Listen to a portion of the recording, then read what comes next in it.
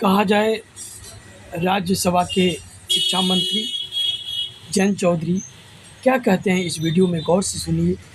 कहा जाए तो इस पिछड़े हुए क्षेत्र से सांसद विधायक चुने जाते हैं मगर विकास की गति नहीं हो पाती है, शिक्षा का महत्वपूर्ण नहीं समझा जाता है। इनके बयान को जरूर एक बार सुनिए। हम इस साल 10 वर्ष स्किल इंडिया मिशन के मना रहे हैं। गौर कीजिए कि जब मोदी जी प्रधानमंत्री बने, ये उनकी सोच थी। हर परियोजना में कौशल विकास का एक हिस्सा है। कोई भी चीज हमें धरातल पे व्यवहारिक तौर पे अगर लागू करनी है तो बिना उस तैयारी के संभव नहीं है। लेकिन इससे पहले मंत्रालय नहीं था, एक अभियान की तरह उसको छेड़ा गया है। 10 साल की इस यात्रा में, चाहे वो प्रधानमंत्री कौशल विकास योजना हो, चाहे हमारी पीएम विश्वकर्मा योजना हो, चाहे हमारी नेशनल अप्रेंटिसशिप प्रमोशन स्कीम हो, चाहे हमारे आईटीआई के माध्यम से जो हमारी पुरानी संस्थाएं हैं, हम कौशल विकास पे बड़े अच्छे कदम आगे की तरफ ले जा रहे हैं। कुशीनगर का मैंने प्रोफाइल देखा। इस क्षेत्र में आप जानते हैं कि कुछ अभाव भी हैं, पिछड़ा इलाका है। यहाँ के लोग बहुत मेहनती हैं और यहाँ के लोगों का पुरुषार्थ और मादा दुनिया भर में माना गया। G2G government to government agreements के तहत आज भारत ने करार विदेश में कई देशों के साथ किया और उन देश की सरकारों से हमारा संवाद होता है तो बताते हैं कि उनकी उद्योग जगत की क्या आवश्यकता है। उसी के अनुरूप बजट में घोषणा हुई थी और यहाँ उत्तर प्रदेश में एक हमने SIIC skill India international centre Banaras में खोला है। अभी हाल में मथुरा में, ये मेरठ में जो सरकारी ITI बड़ा ऐतिहासिक साकेत के क्षेत्र में बड़े परिसर के साथ स्थापित हुआ, लोग बताते हैं शायद चौधरी चरण सिंह जी के कार्यकाल में स्थापित हुआ, उसको हमने भी SIIC का दर्जा दिया है। ITI के लिए देश के इतिहास में पहली बार एक योजना बनी है जहां 60,000 करोड़ की लागत से, और आप लोग जानते हैं कि जो नौजवान है जो सर्टिफिकेट चाहता है, जिसकी डिमांड है इंडस्ट्री में, चाहे वो स्कूल पूरा करे ना करे, वो कॉलेज जाए ना जाए, ITI के सर्टिफिकेट की डिमांड उसके मन में रहती है। उस ITI के बुनियादी ढांचे से लेके पाठ्यक्रम, उनमें अच्छे शिक्षक हों और उद्योग जगत से उनका तालमेल बनाया जाए ताकि उस सर्टिफिकेट ही नहीं, उसे पक्की नौकरी मिल सके। इसकी व्यवस्था इस परियोजना में होगी। उत्तर प्रदेश की बड़ी भागीदारी इसमें होने जा रही है। उत्तर प्रदेश सरकार ने अभी टाटा टेक्नोलॉजीज के साथ करार किया हुआ है। कई जगह सरकारी ITI में आप देख रहे हैं कि वो निवेश भी हो रहा है, निर्माण भी हो रहे हैं। एक तरह से उस संस्था को पुनर्जीवित करने का प्रयास है। एक और बड़ी पहल जो मैंने की है, एक सुधार के तौर पे आप इसको देख सकते हैं, क्योंकि जब हम ITI पे निवेश कर रहे हैं, हमारी ये इच्छा रहती है कि एक एक सीट भरी जाए, एक एक बच्चे को नौकरी मिले, एक एक बेटी को हमारे क्षेत्र की नौकरी मिले। इसके लिए पहले 2018 में गाइडलाइन जारी हुए थे, जहां हमने कहा था कि जो ITI चल रहे हैं बड़े पैमाने में प्राइवेट सेक्टर में, जहां वो सीटें ही नहीं भरी जा रही, 2 साल से उस सीट की कोई डिमांड नहीं है, हमने उन सबको नोटिस दिया, गाइडलाइन जारी किए। 2018 से अब तक ये जो गाइडलाइन जारी हमने कर दिया था वो लागू नहीं हो पाया। मैंने मंत्रिमंडल को संभाला और मैंने समझा हमें क्वालिटी सुधारने की जरूरत है। जनता में, नौजवानों में, उनके परिवारों में हमें विश्वास ये बनाना है कि ये कारगर और प्रभावी शिक्षा हमको दे रहे हैं, प्रशिक्षण दे रहे हैं। एक झटके में हमने 4.5 लाख ITI की सीट को डीअफिलिएट कर दिया, जो जमीन पे नहीं थी, जो शायद कागजों में थी या जिनकी डिमांड नहीं थी। 10% हमारा एडमिशन का रेशियो एक झटके में बढ़ गया। तो मैं चाहता हूं कि वो जो ITI का सर्टिफिकेट है वो उसकी मान्यता बढ़े, उसके प्रति युवा जागरूक हों। सिर्फ B.Ed और BA की डिग्री करके कोई नौजवान सोचे कि मेरी नौकरी पक्की, आज के वो आर्थिक हालात देश के नहीं है। तो इसलिए भारत सरकार इस विषय को लेकर बेहद गंभीर है। कुशीनगर में 5 सरकारी ITI हैं। यहाँ हाटा में निश्चित तौर से जो ITI 60,000 करोड़ का आवंटन होगा तो 5 का ही उसमें हमने ये स्वरूप रखा है कि एक बड़े ITI को हब रखेंगे, 4 को हम स्पोक में रखेंगे। तो यहाँ की MSME यूनिट्स की आवश्यकता है, यहाँ के स्थानीय सांसद जनप्रतिनिधियों के भावनाओं के अनुरूप यहाँ की सरकार प्रस्ताव देगी तो निश्चित तौर से कुशीनगर के यूथ को उसका फायदा मिल पाएगा। किसान की बात हो रही है, मिल आज भी रहा तक रहे हैं। देखिए, ये गन्ने का उत्पादक क्षेत्र है। आप जानते हो चौधरी अजीत सिंह जी ने उदारीकरण नीति के तहत जो लाइसेंस दिए और गन्ना मिल को स्थापित कराया, उससे उत्तर प्रदेश के किसानों की आमदनी बहुत कई गुना बढ़ गई है और बहुत लोगों ने प्रगति देखी। ये नुकसान हुआ जब एक सरकार यहाँ प्रदेश में आई जिसने एक भ्रष्ट नीति के तहत कई मिलों का बंटाधार कर दिया और उनको सस्ते में बेचने के लिए, और उसका नुकसान अभी भी किसानों को उठाना पड़ता है। लेकिन आज जो प्रदेश में सरकार है इस विषय को लेकर बेहद गंभीर है। कई जगह जो है पुरानी मिलें उनको स्थापित किया गया, दोबारा कैपेसिटी बढ़ाई गई है, और सबसे बड़ी बात है कि सीधा निर्देश है कि 15 दिन में पेमेंट, चाहे कोई बड़ा उद्योगपति हो, छोटा हो, किसी के करीब हो या ना हो, सब बराबर हैं। योगी जी सख्त आदेश देते हैं।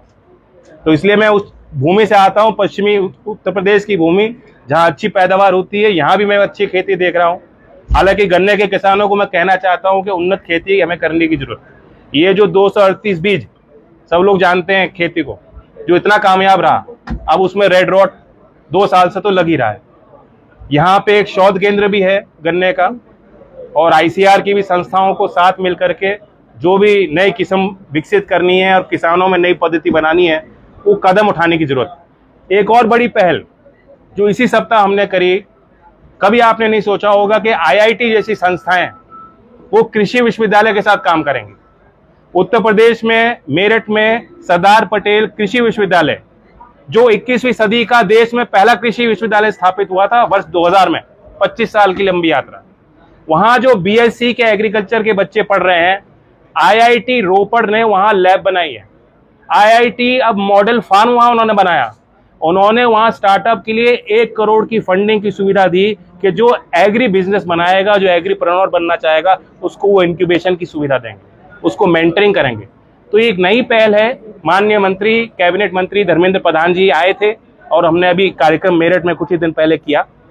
और कल मैं जयपुर में था, जहां चौधरी चरण सिंह राष्ट्रीय कृषि विपणन की एक बड़ी संस्था, राष्ट्रीय संस्था है, वहां भी हमने स्किल डेवलपमेंट सेंटर का उद्घाटन किया।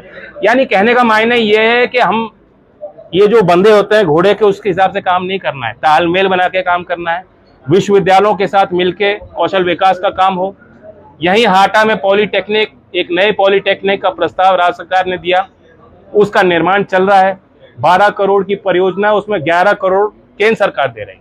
तो ये जानकारी मैं आपको उपलब्ध कराना चाहता था, माननीय सांसद जी। और अभी आपने शिक्षा की बात की, अभी आपने शिक्षा की बात, एक सेकंड, शिक्षा की बात आपने छेड़ी है। अखिलेश यादव ने कहा है कि भाजपा राज्य में शिक्षा के लिए पूरा भिक्षा मांग रही है। मैं बताना चाहूंगा, अभी परख जो राष्ट्रीय सर्वेक्षण होता है शिक्षा के स्तर के बारे में, बुनियादी जानकारी राज्य सरकार उसको इकट्ठा करती है, UDAIS के माध्यम से इकट्ठा होता है, उसका एनालिसिस होता है।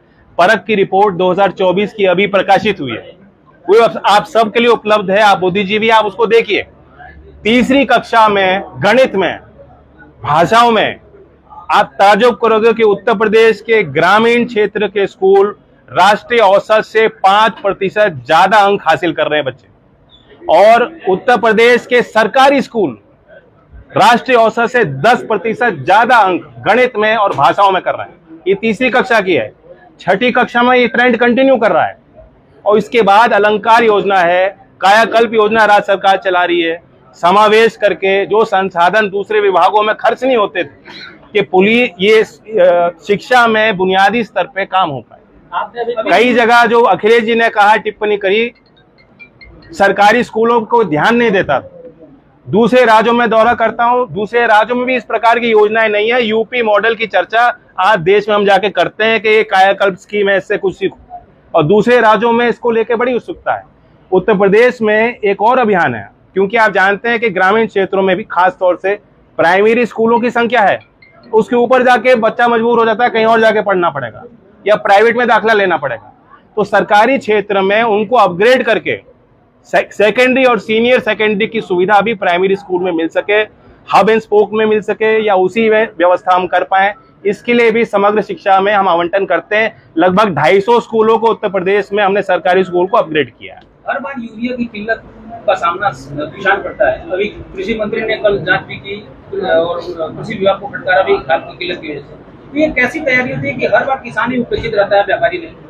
किसानों को अपनी राजनीतिक ताकत और बढ़ानी चाहिए। हम सब किसानी खेती से ताल्लुक रखते हैं।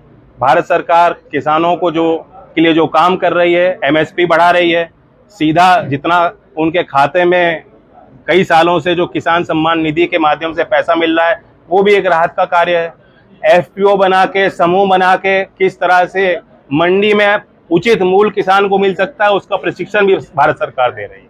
बिहार चुनाव में ओवैसी भी विपक्ष के साथ आ रहे हैं, तो क्या इसका असर है? बिहार में बीजेपी का पक्ष रखेंगे हमारे माननीय पूर्व मंत्री जी। कौशल विकास की बात की, ITI संस्थानों को पार्टी की अपग्रेड करते हैं। एक आरोप ये लग रहा है निजीकरण का, दूसरे शिक्षकों की भारी निजीकरण का आपको बता दूं, देश में 14,500 ITI हैं, उसमें मात्र सिर्फ 3,000 ही सरकारी हैं और हम सिर्फ सरकारी ITI के लिए योजना लाए हैं। 60,000 करोड़ रुपए वहीं लगेगा सरकारी संस्था में। अच्छा, इतना सब कुछ होने के बाद ही नौजवानों का पलायन है देश में, विदेश में, महाराष्ट्र। देखिए, पलायन को आप खराब दृष्टि से मत देखिए। मेरा तो ये मानना है कि जिसको जहां नौकरी मिलती है वो जा रहा है, स्थापित हो रहा है, अपने परिवार के लिए भी पैसे भेज रहा है। आज मैं बता रहा हूँ ना, दुनिया में भारत के कामगार की डिमांड है, उसका नाम है, और हमारे यहाँ वो आबादी इतनी है, वर्किंग एज पॉपुलेशन दुनिया में सबसे ज्यादा होने जा रही है। 2030 तक हमारी आबादी का जो आंकड़ा है उसमें वर्किंग एज की उम्र के जो बच्चे हैं जिनको रोजगार मिलना चाहिए, तो उन हाथों को काम भी मिले। यात्रा के दौरान नेम प्लेट के बाद मीट की दुकानों को लेकर विवाद छिड़ गया है। देखिए, विवाद की बात क्यों करें, हम तो शिक्षा की बात करना है। अच्छा, अभी चुनाव कोई सवाल पूछना चाहता है? अभी एक सवाल बस यही, अभी चुनाव होने वाला है, चुनाव का चुनाव, आप इंडिपेंडेंट लड़ेंगे? नहीं, ये पार्टी सिंबल पे चुनाव नहीं होता, पार्टी समर्थित उम्मीदवारों की सूची बनाती है, वो सभी पार्टियां करती आई हैं।